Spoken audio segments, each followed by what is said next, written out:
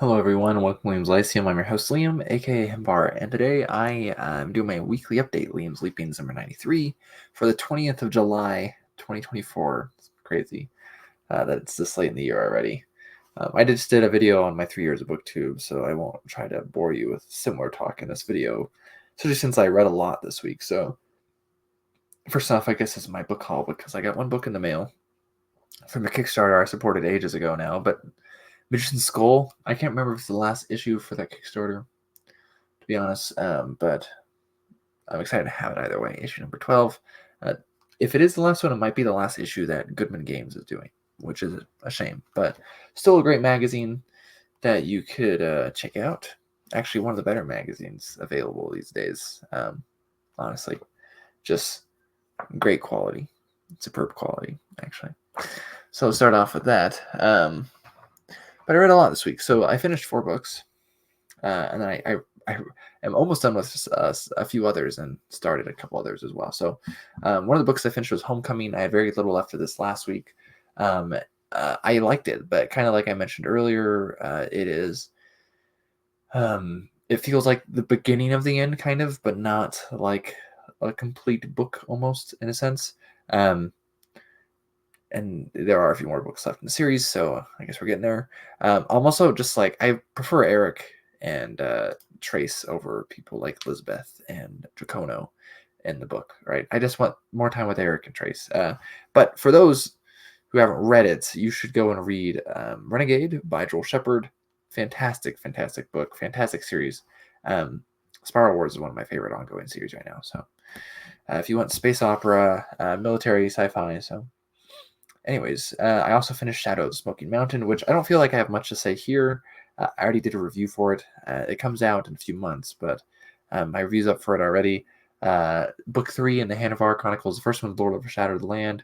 Lord of a Shattered Land. Sorry, I have a problem with my enunciation sometimes. I apologize. But it was really good. I really enjoyed it, honestly. One of those books that has a roller coaster of emotions. And I mean, as far as it goes, I think the Hanavar Chronicles would really appeal to Sword and Sorcery fans, classic type, but also appeal to modern fantasy readers, even those who haven't really read much of any Sword and Sorcery. So it's just superb, and Howard does a fantastic job, honestly. This is the book I forgot last week. I did forget a book in my weekly update last week, and I knew I was forgetting something, and I forgot to write it down in my notes, and then I forgot about it while I was doing the video. So I remembered some other books I have not written down in my notes.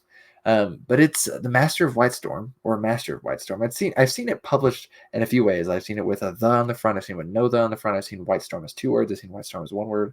Whatever it is. This is by Janie Wirtz. My first novel I've read by Janie Wirtz. I thought I would read. I found it really cheap, not 7 months back, and so I decided to get it. I thought it'd be To Ride Hell's Chasm, but I have that one physically, and I read faster on Kindle. And so I feel like I will enjoy To Ride Hell's Chasm more. Wait, actually, I thought I might enjoy this one more because she had advertised it as more Sword and Sorcery-esque. And it kind of starts out as that. I feel like it really doesn't end there. I honestly, the book is okay. Like I said, I'm still willing to read more Janie Wirtz. I don't want to read her big 11-book epic series because I just don't want to start another big epic series right now when I'm in the middle of some. But I wasn't blown away. I know it's one of her earlier works, but it's not, her earliest work still. I think I'll enjoy To Ride Hell's Chasm more. It's not very Sword and Sorcery-esque, besides in the front, but that's pretty typical, a book in the 90s, and like, oh, it's Sword and Sorcery, and you read it, it's like, yeah, that's not Sword and Sorcery. This is just the bastardized stuff that people have a tendency to call Sword and Sorcery for some reason in the 90s. In my opinion, it's just a mediocre book. Like, I don't want to hate on Janie as a person at all. Like, I'm still willing to read more of her stuff, but like, it's just an okay fantasy book, and I read okay fantasy books sometimes, like The Kingless Land by Ed Greenwood. Even though I love Ed Greenwood, right? Like, that's a mediocre fantasy book, right? And this kind of felt like that too. So sorry if anyone's a big fan of Master of Whitestorm. It's an okay book. It's just one of those books where I'm not upset that I took the time to read it, but it's just kind of at the end. And there's a few books actually some I'm not that far into. One I'm really close to finishing. I'll talk about here in a minute. Where I'm kind of feeling the same. Where they're just kind of okay. I'm in the middle of the road with how I feel about them. Another book I did finish though. The last book I finished is The Tainted Sword here, by DJ Heinrich, which is again a pen name for some woman. They use this name because later, I think the second book is co-written by this woman and a man, and the last book's written by just a man. But apparently, actually, I learned today, so after I finished the book, that this cover is where the initial idea, so not the whole idea, obviously, but the initial idea for Shard Blades in Brandon Sanderson's Stormlight Archive came from this cover, which is cool. I didn't know that. So book is okay. Ends in a weird note. It's kind of tragic, actually. I wasn't expecting it. It's an okay book, though. It's nothing great. It's kind of a mediocre book, too, actually. But you kind of expect it from a D&D novel, to be honest. As sad as that is. Yeah, so those are 4 books I finished. The other ones I've started. Let's see. Dagger. I have this one here by David Drake. About a little over halfway through this one. I haven't had much time to read this one the last couple of days during work. I've been reading a little bit of... I have my eyes in a lot of books right now, so this is one that hasn't gotten a lot of attention the last few days, but I am hoping to finish it probably during this week, my next weekend here coming up. I am enjoying it a lot, actually. It had a really cool scene. About halfway through the book, it shifts gears, or maybe a little less than halfway through the book. The first part takes place in Sanctuary, but then now they're not even anywhere near Sanctuary, so it's very interesting. But yeah, I'm enjoying it. The next thing I read, if I get a copy of Shadowspawn, I might read that next before Thieves World. If not, it'll probably be Storm Season. So, which is the next anthology, the 4th one. So I'm enjoying that one still. Let's see what else we got. We got the Witches of Wenshar. Sorry, Wenshar threw me in the Witches. Okay, I'm very, very close to finishing this one. I have less than a chapter left. I should just finish it, but anyways, I'll finish it for next week. In a few weeks, no, maybe next week, I'll finally be recording my review for the first book in the series. It's Sunwolf and Starhawk by Barbara Hambly. And the first one's The Ladies and Mandragon. I really enjoyed Ladies Mandragon. I might enjoy this one more. I don't know. They're kind of books I'm like, they feel like 80s heroic fantasy to me. Kind of sword and sorcery at times, but not quite at the same time. And they're just really enjoyable. Really enjoyable. I'm really digging it. I think I'm gonna like Barbara Hambly. So, but yeah, next week I think I'll record my review for The Ladies and Mandragon, but that means it won't probably come out until like the middle or later half of August. So, but keep an eye out for it, I guess. But I did enjoy Ladies and Mandragon. I don't remember as much about it as I would like, but still good. I like the characters of Sunwolf and Starhawk. They're great characters. So, and Barbara Hambly is an impressive writer. She impresses me. So, just keep that in mind, I guess. Another book I'm really, really close to finishing is The Birthgrave by Tanith Lee. I'm also in like the last chapter of this one. Chapters are kind of divided weird in this book, but still. This one actually is one I started a few months ago, and I picked it back up this week. And that's another. This is one of those other books I'm a little bit on the middle of the road. There's some parts of this book where I thought were awesome and super cool, and I'm not sure how I'm going to feel at the end because I'm not quite done yet. But I'm pretty stinking close to being done. And some of those scenes are super cool, like the water scene, the chariot race, the final scenes, which are heavily spoiled, so I won't really mention anything.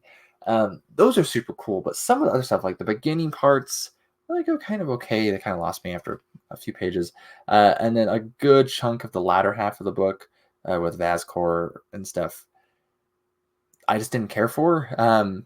It's a very interesting book, and I think Tanith Lee should be applauded for what she's trying to do here. And so I'll talk about it. I think it's kind of in the middle of the road for me because it has its ups, it's got its lows.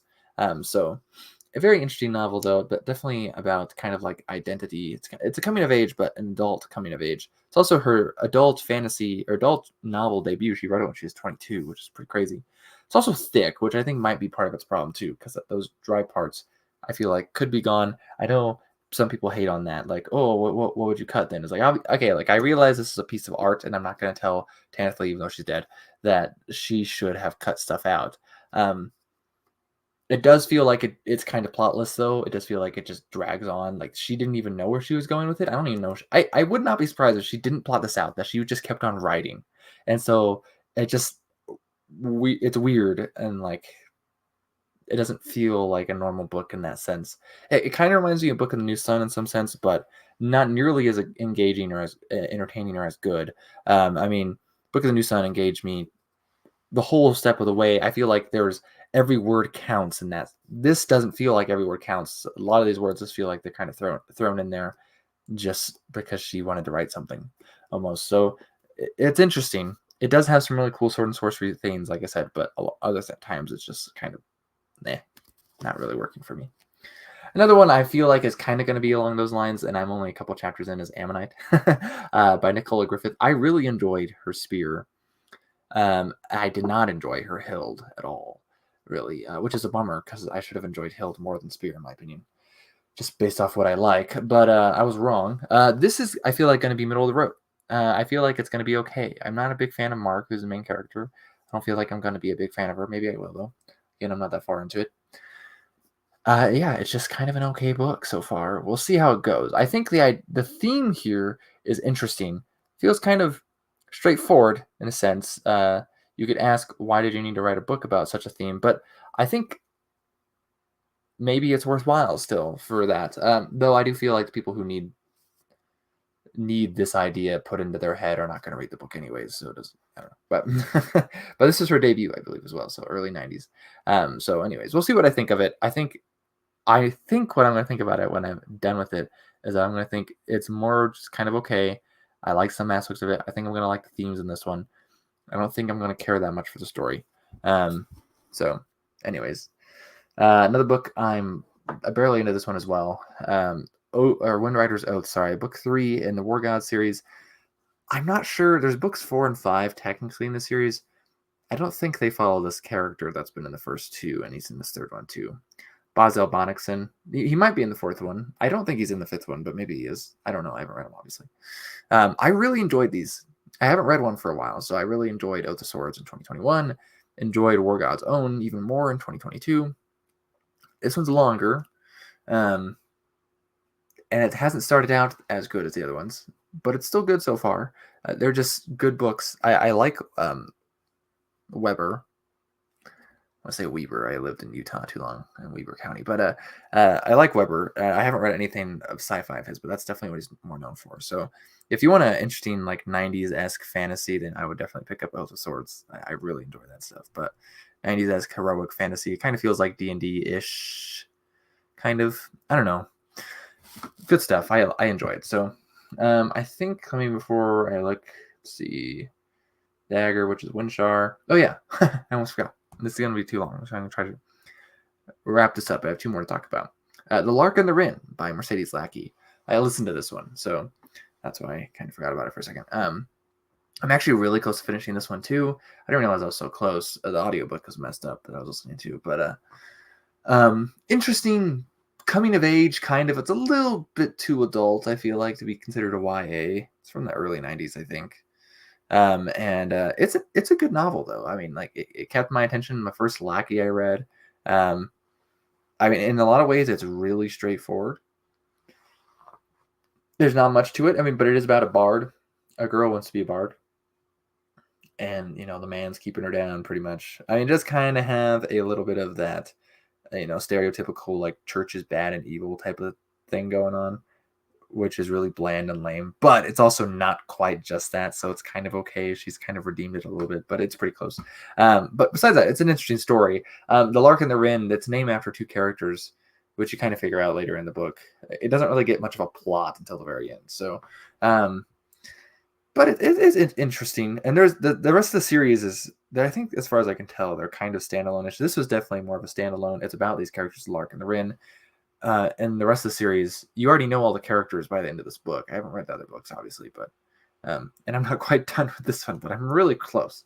I think I have a chapter or 2 left in it. So, and the one last book I read, so this is a DNF. I don't DNF very often, but I did DNF this. High Couch of Celastra. Also has another name. Let me see. I think I wrote it down in my notes. It's also called Returning Creation. This is Janet Morris's debut novel from 1977. I had heard it compared to The Serpent by Jane Gaskell, and also The Birthgrave by Tan Flea. I've enjoyed Janet Moore's stuff. I've read 2 of her Tempest stories. I really enjoyed the first one, didn't really care for the second one, and I really enjoyed her novel I the Sun, which I read a couple years ago at this point. But so I thought maybe I'd enjoy this. I mean, I knew some things going in, like it's about a prostitute, right? And that's like her power as her sexual power, I guess, right? Well, she is like actually a psychic as well, but so it's interesting. It starts kind of with sexual content, and there's rape as well. But then there's a point. It's really short, anyways. So like I read this all today, to be honest. There's a point where it gets to I don't know, there's a lot of rape early on in this book, which I was kind of expecting just based off what the novel was. That's not normally my thing, but I was like, it's short. There's some other interesting things. It's probably interesting, right? I see it touted as this big feminist, like awesome book, but I'm not seeing it. I really just am not seeing it, right? There was a quote so bad. This quote was so bad. I literally didn't read a sentence further than that quote. I put it down, and I'm not finishing this book because I think it's garbage in a sense. Like, I don't understand how anyone could write this. I mean, like, the whole rest of the book is a little iffy. I mean, maybe I could see it kind of being all the rage in the 70s, where, you know, the sexual times kind of going on. But just like, it doesn't really work for me, at least not today. Here's the quote. Every woman in her deepest self desires to be bound and raped. What the hell? That's messed up. I think I'm going to throw this book in the trash, to be honest. So anyways, that's my reading week. That's not what I was expecting. I didn't think it was going to be that bad. I thought it'd be okay at least, but it turns out it's kind of trash. I'm a little disappointed with a lot of the reviews I was looking at for this. And I think these people might just be kinky, which I guess I can't kink shame, as they say, but I'm not reading a book that says that. And that's the main character, okay? That's not like some evil villain saying that about this woman. In fact, she gets raped a couple times, and she doesn't really care, pretty much, right? She's a whore, right? She doesn't care, I guess. I don't know. Maybe that's the point. And this guy actually gets raped with her. He gets raped by a couple of men, actually. And because I guess they're homosexual. So whatever. I don't know. It's weird. And it's shortly after that scene that she says that. It's really like not explicit in a sense, so that's why I was kind of okay with it for the first little bit. But then she sat down like, no, this is the main character. This is not the villain saying some evil monologue, right? This is the main character thinking this and saying like, this is the way it is, right? I'm like, what? No, that's not. That's not the way it is. Anyways, that's my weekly update. Sorry, a little long. I read a lot, but hopefully next week's is just as long. No, I'm just kidding. Hopefully, I don't know. I'll catch you next time.